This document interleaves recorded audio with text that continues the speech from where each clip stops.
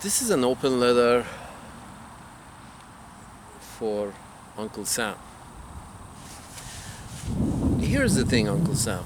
Um,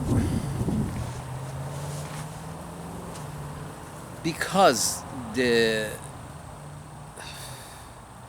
because this is a very important topic in my view, and it has caused a lot of pain for a lot of people around the world and at home. This has to be mentioned again. So, you know, love you, Uncle Sam, but we gotta talk about this. The subject is what happens when the state and commerce become intertwined.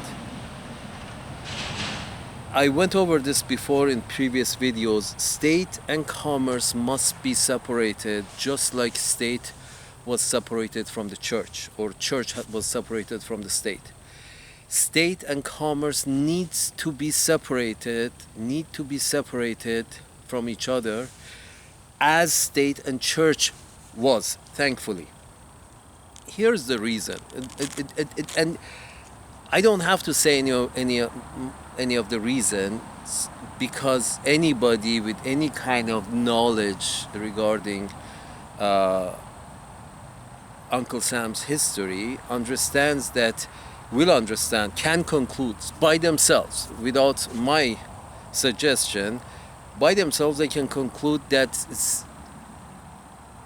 commerce, or in specifically corporations, have too much influence over the state of Uncle Sam.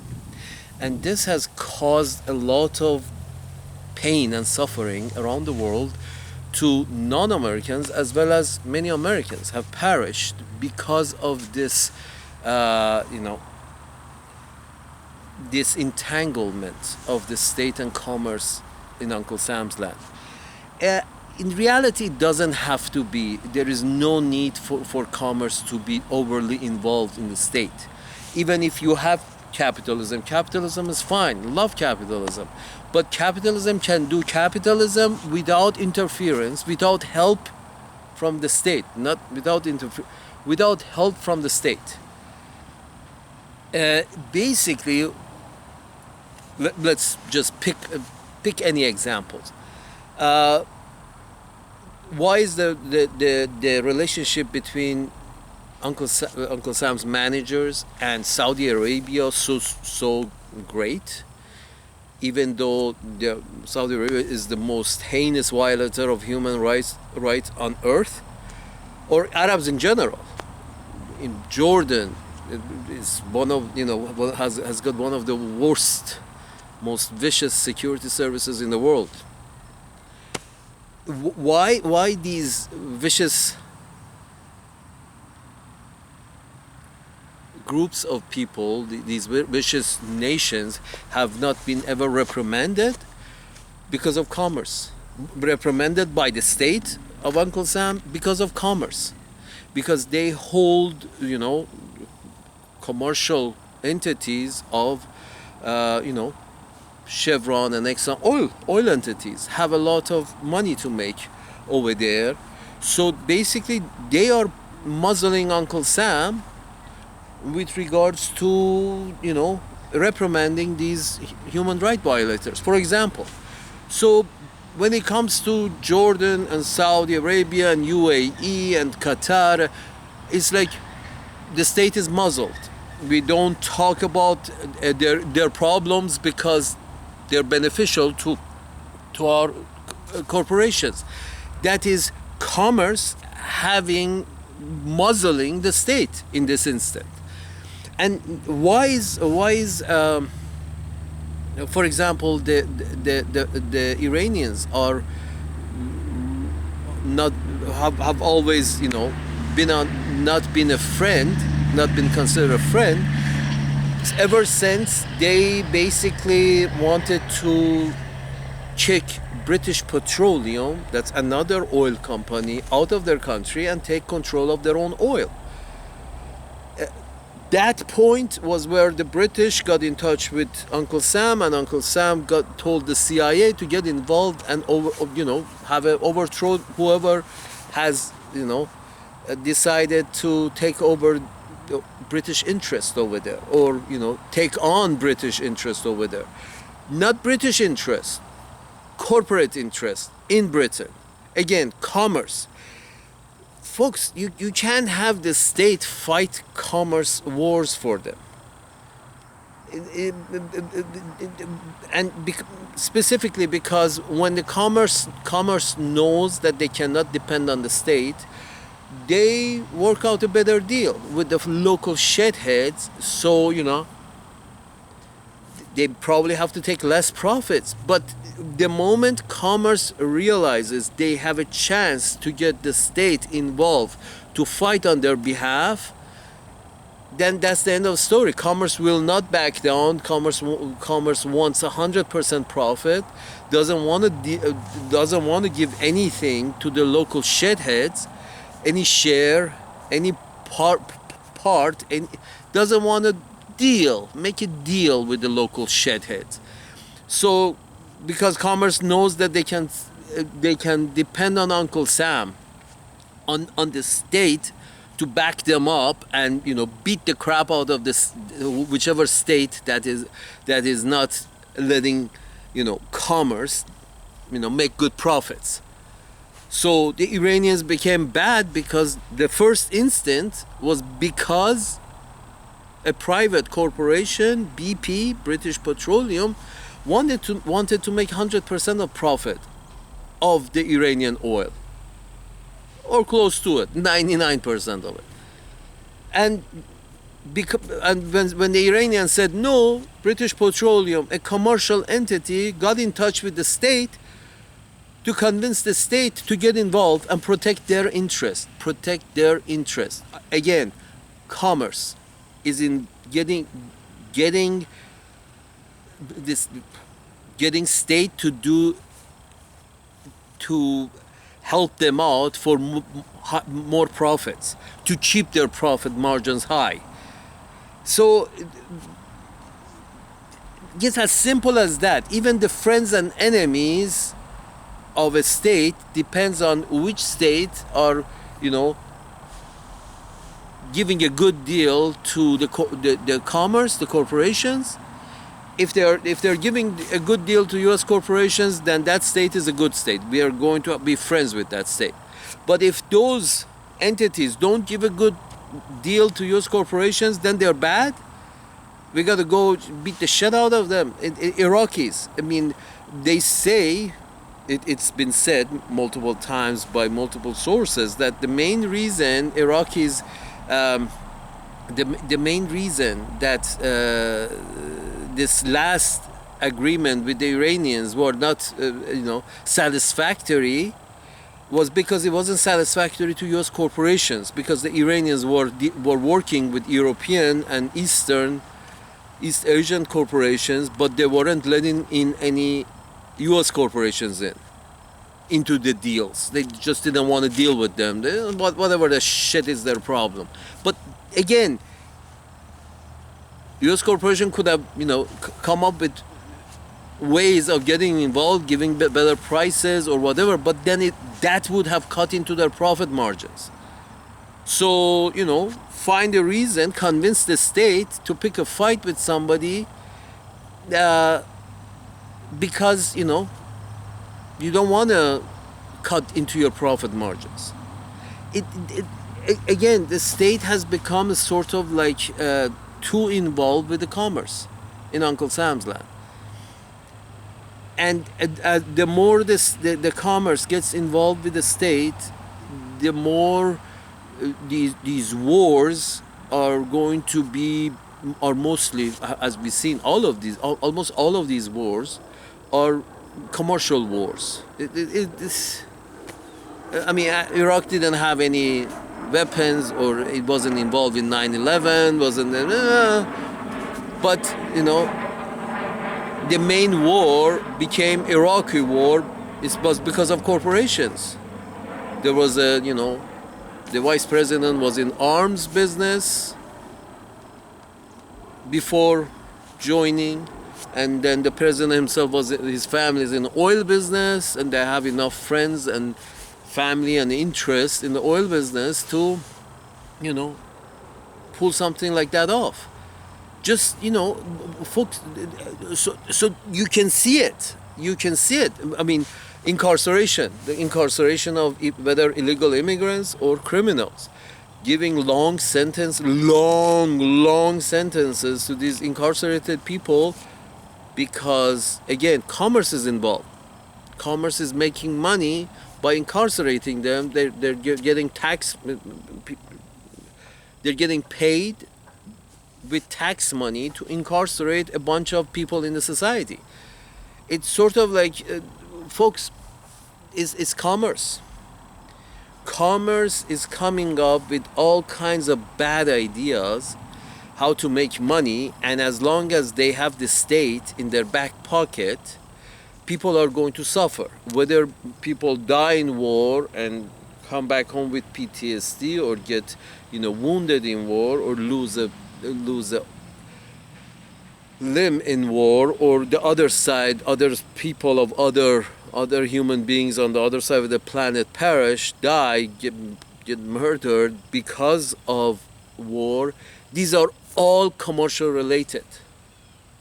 Incarcerated people, education has become, education is the duty of the state to educate its citizens, you know, just like it was the duty of the tribal people of a tribe to educate their young on how to hunt and how to fish, and what berries to eat and what mushrooms to avoid.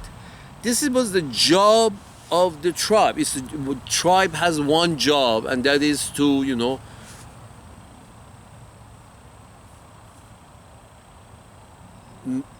make its the substitutes who are going to make up the tribe after the older ones die up to par. Make the substitute by up to par with education in order for the tribe to survive. So education got fucked up because, you know, it's commerce has got involved, and the prices have gone through the roof because commerce, you know, it's just about profits and bottom lines. So education has got involved because commerce has got involved.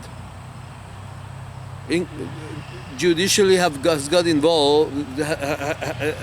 Judiciary has got fucked up because commerce has got involved through for-profit prisons, and they pay off judges to, you know, cut longer sentences. There were 2 judges in New Jersey who just, you know, they got caught, but I'm sure there are many more that haven't got caught. You know, they just, you know, and they don't get paid directly. Their brother or their cousin gets paid from, you know, for-profit prisons, so these guys can, you know, are persuaded to cut longer sentences.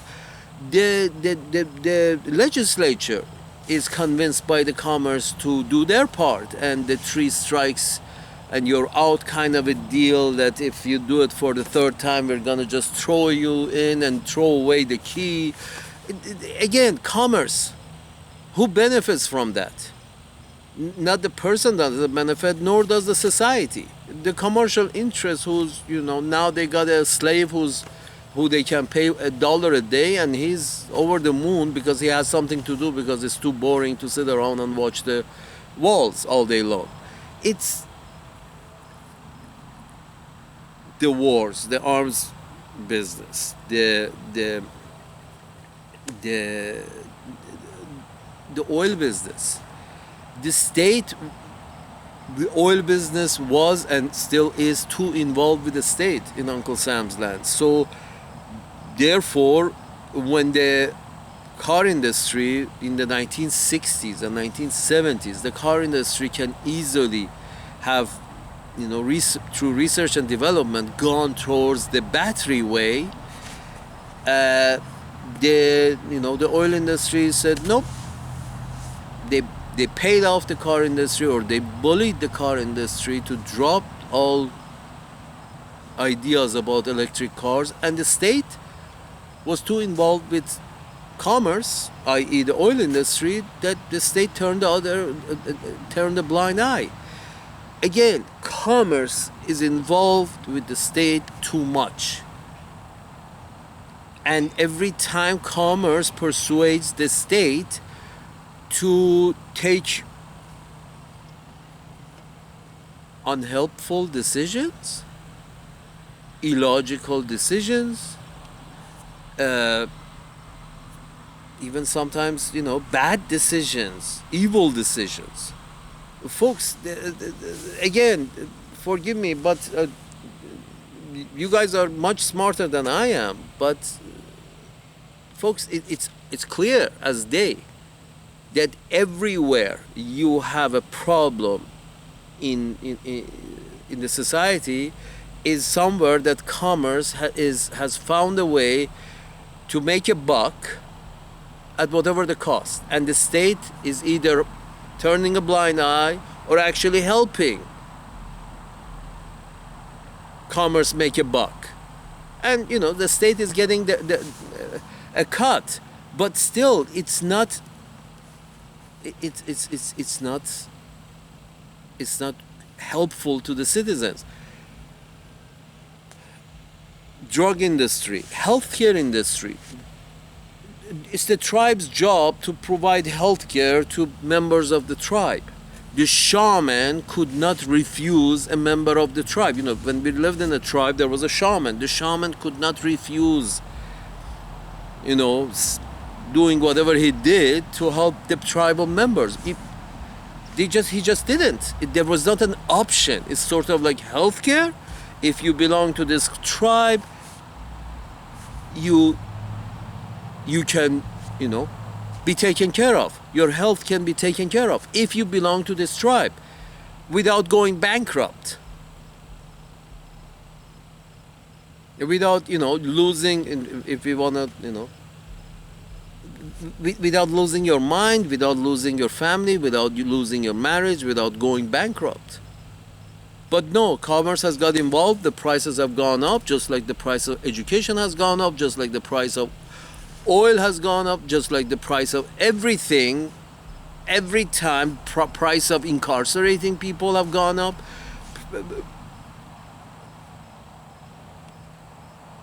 It's so obvious.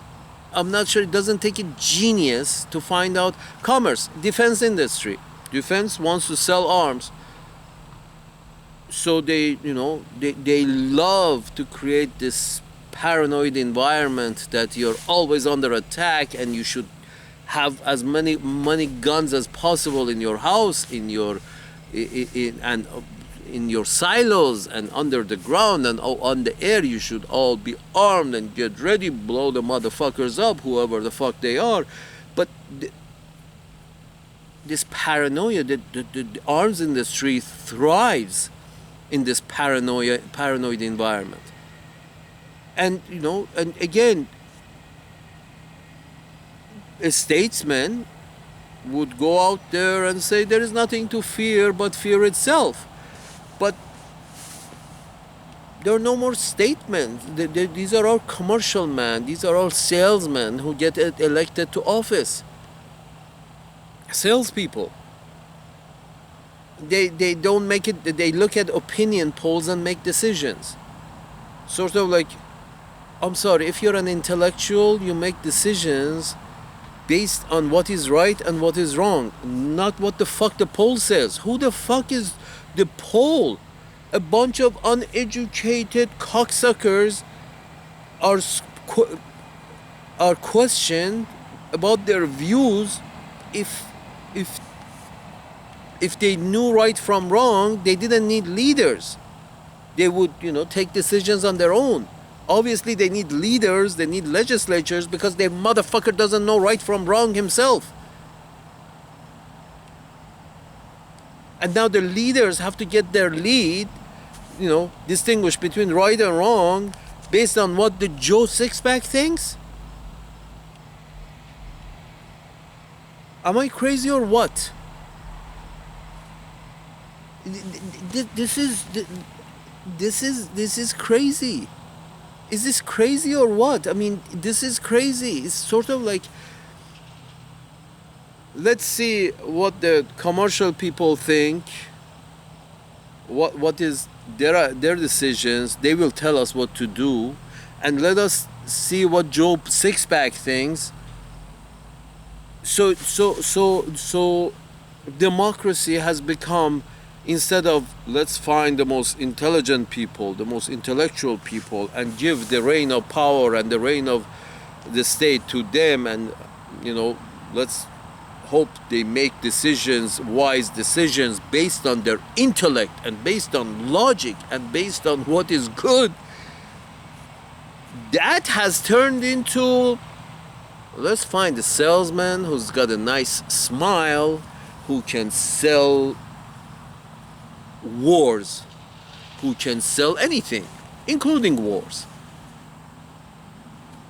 Trusting, a person who has a trusting face and a trusting manner, just looks the part. It has gone from an intellectual who can do the job.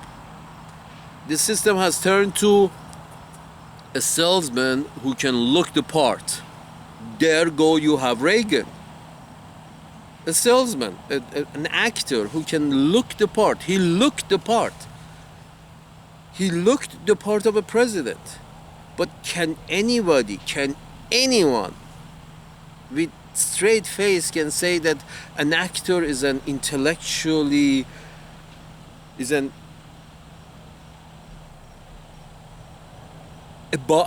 above average intellect?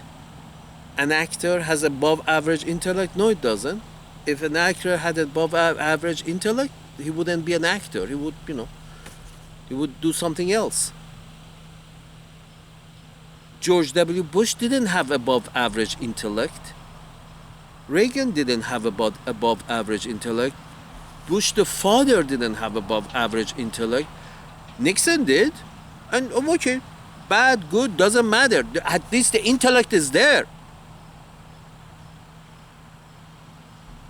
At least when intellect is there, the people around him can reason with him so they see that he can see their perspective on the matter. You have gone so astray that now the generals around, the last one, Mr. T, the generals around him was like, oh no, we're gonna hide the key. We're gonna hide the nuclear key because we don't want this guy blowing us all up to kingdom come. That's not the solution. The solution is make sure a salesman, an old salesman, does not get into the job. There is qualifications involved. One has to qualify to run for this kind of office, this kind of powerful position. And you can say, hey, you must have 2 PhDs to run for president from well-known institutions and taught there for 20 years. Let's say not only you have to have 2 PhDs, but you have to have been a teacher in one of these institutions for 20 years, for 30 years, before you can run for this kind of office, before you can run for a senatorial seat, or the House seat. I mean, by setting a bar for education, you're making sure, that's one way to make sure that commercial men stay out. People who are commercial minded, they go after money. They start oil company, and good for them, great for them. Capitalism is fine. You can't have Elon Musk anywhere else. He would be stifled. His genius would be stifled anywhere else. But keep the motherfucker commercial man out of the office, out of state. Commercial man out of state. If you're in commerce, you don't get to play in state. End of story. Draw the line. You want a real intellectual in high offices. Not people who look the part. Mr. Romney looks the part, very, very much the part of a very, but he's not an intellectual. He's a salesman. Therefore, whatever his logic is not really doesn't hold up well. Whatever decisions he makes are commercial decisions.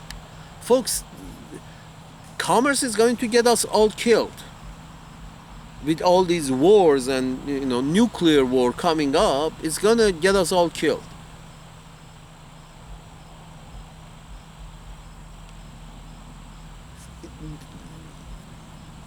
Folks, you gotta, my friends, Uncle Sam, my pink skinned friends, you gotta put the kind of intellect in high office that the generals would not even think about that.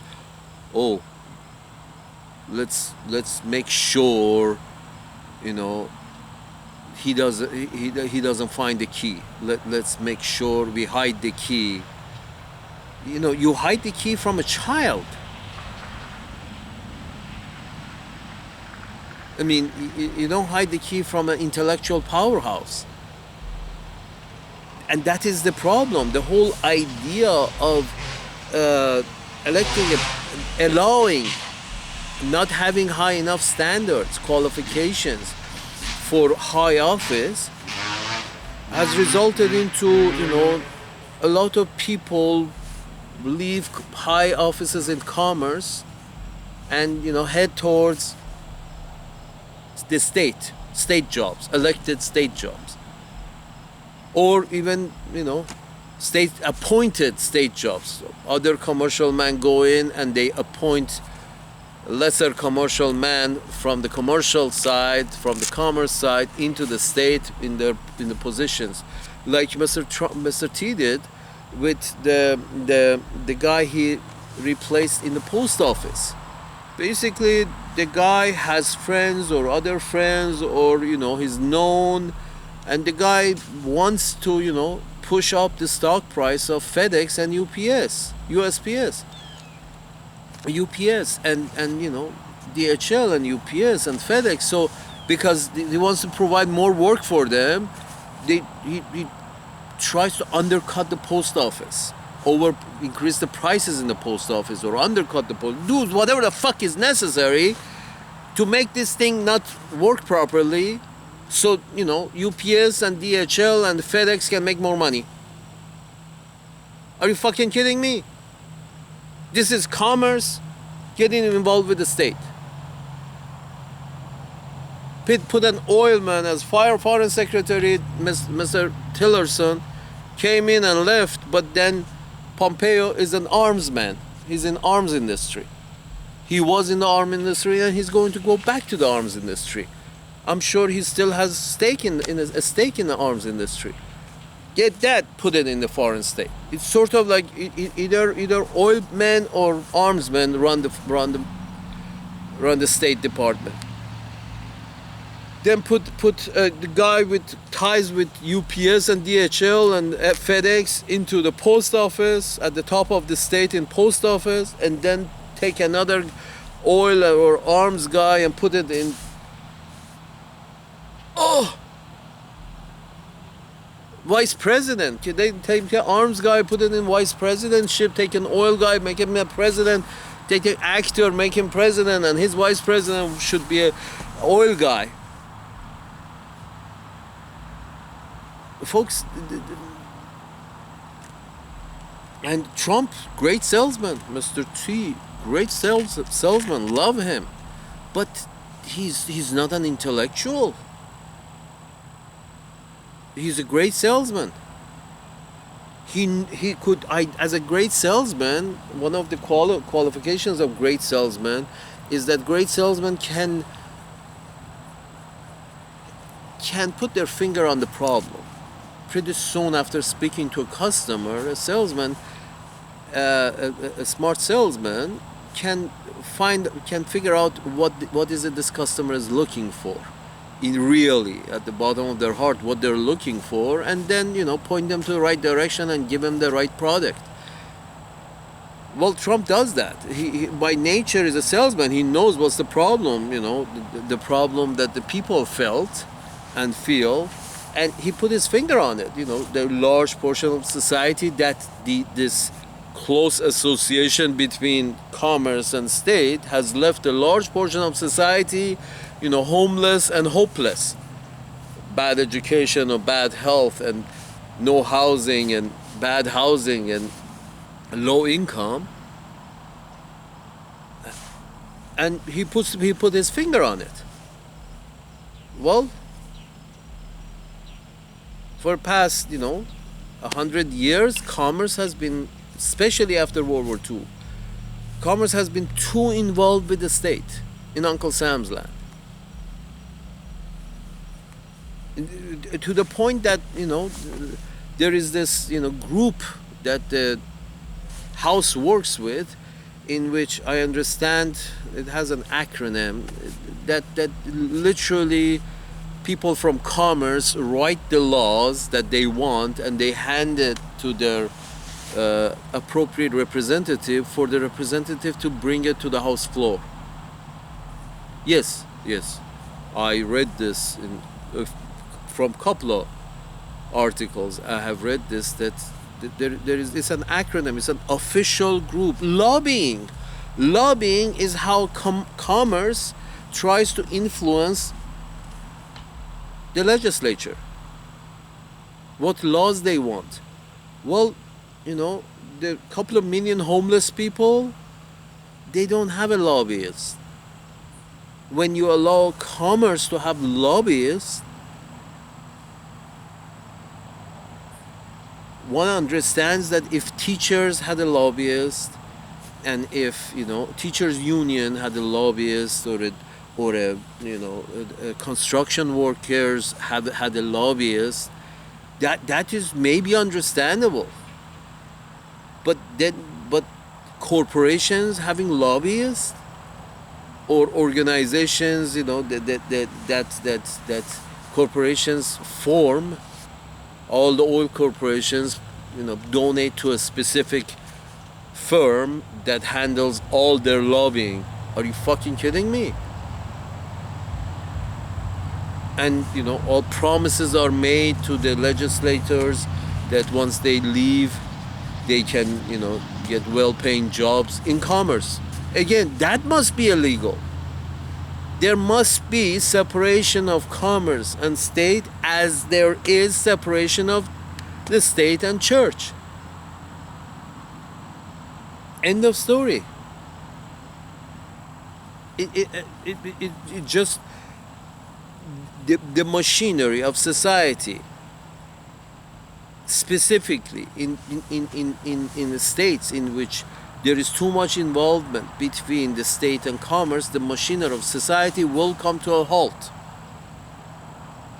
Because, commerce doesn't see a reason to work with people, or which means take home less of a profit.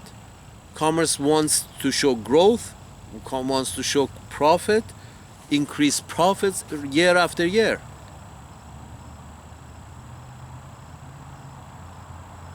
Folks, you gotta pull commerce out of state's ass, because it's ruining the life for not only Americans, but for the rest of the citizens of this planet. Commerce has twisted the arm of the managers of Uncle Sam's state to take decisions which has caused a lot of pain and suffering. Just it has. Allowing commerce to sell sophisticated arms to stupid states, people with little not intellectual states such as UAE or Saudi Arabia. These are not states run by intellectuals. UAE is not run by an intellectual. It's run by a fucking sheikh, king of a fucking island. Saudi Arabia is not run by an intellectual. Jordan is not run by an intellectual. In fact, the only intellectual there is the guy from Syria. I don't remember his name, but the guy from the Syria. He's the only intellectual there, intellectual leader within this fucking Arab state. He's the only intellectual one. And they have a problem with him. You're telling me, Uncle Sam, love you, man, but you're telling me that in the Arabian Peninsula, there are a whole bunch of non-intellectual shithead kings, or wannabe kings, or sultans, or multans, or sheikhs, or sheikhs, all of these motherfuckers. Oman, Kuwait, Bahrain, Saudi Arabia, Jordan, all of these, Qatar, all of these states are little shitty sheikdoms with non-intellectual leaders, non-educated leaders, and they're all friends of the managers of Uncle Sam. But the only Arab state, I repeat, the only Arab state with an educated man in charge, Assad, his name was Assad. Assad, with an educated man in charge, he's the bad guy? He's a doctor. He's practiced being a physician. Which is, much different path in life than what, the Prince of Saudi Arabia has gone in life.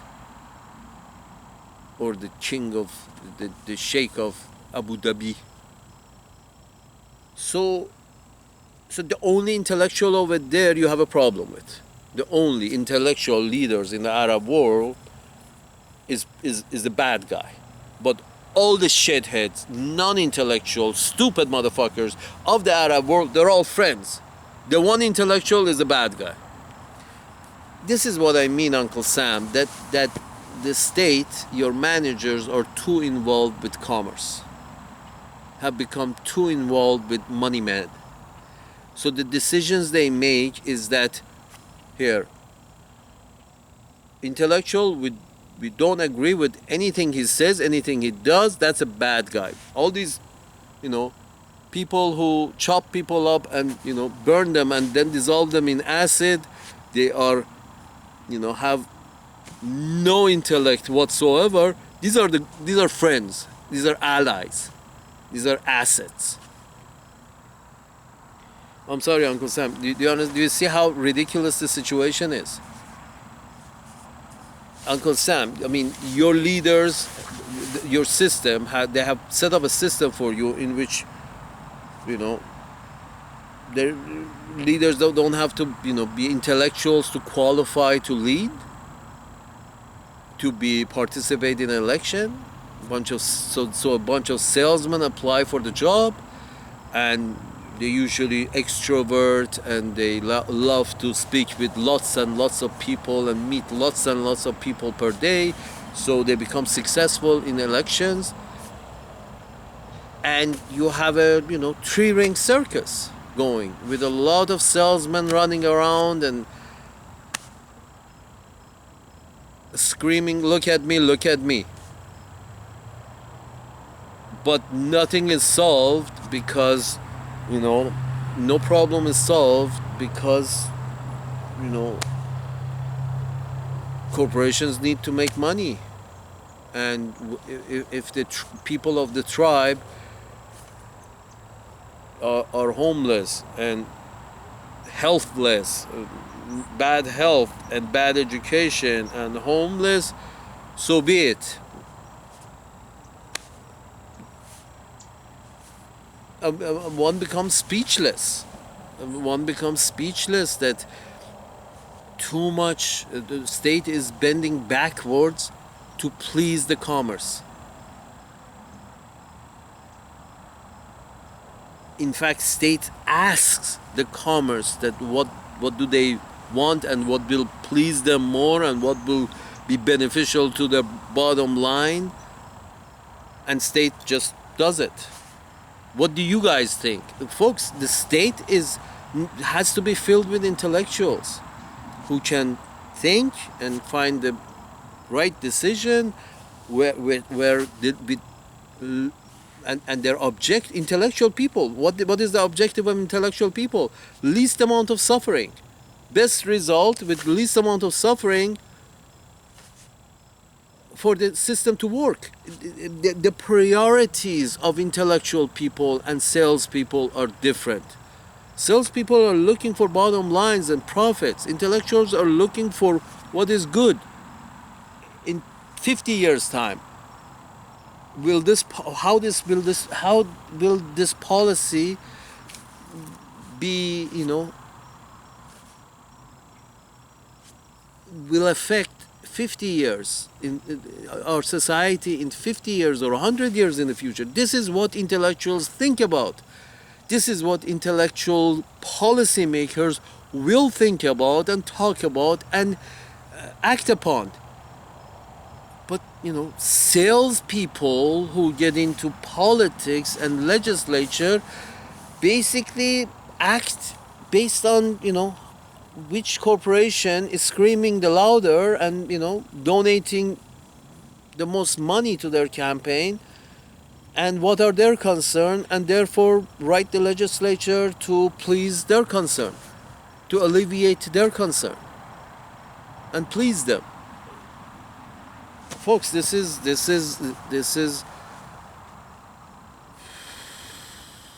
what corporations and the politicians get together. That's fascism. That is, that is what industrialists and the politicians, when they get together, a lot of bad things happen, and we see. Folks, I think there are a lot of good examples in the world that one can, follow. See how the Scandinavians have separated, not only the Scandinavians have separated the church from the state, which hopefully everybody else still continues separating, but also the Scandinavians have separated commerce from the state. The state does their thing and the commerce does their thing. And state doesn't set the rules to please the commerce. State sets the rules to alleviate pain and suffering. Make things work better in the long term, and with the eye on the long term, in 100 years from now, 50 years from now.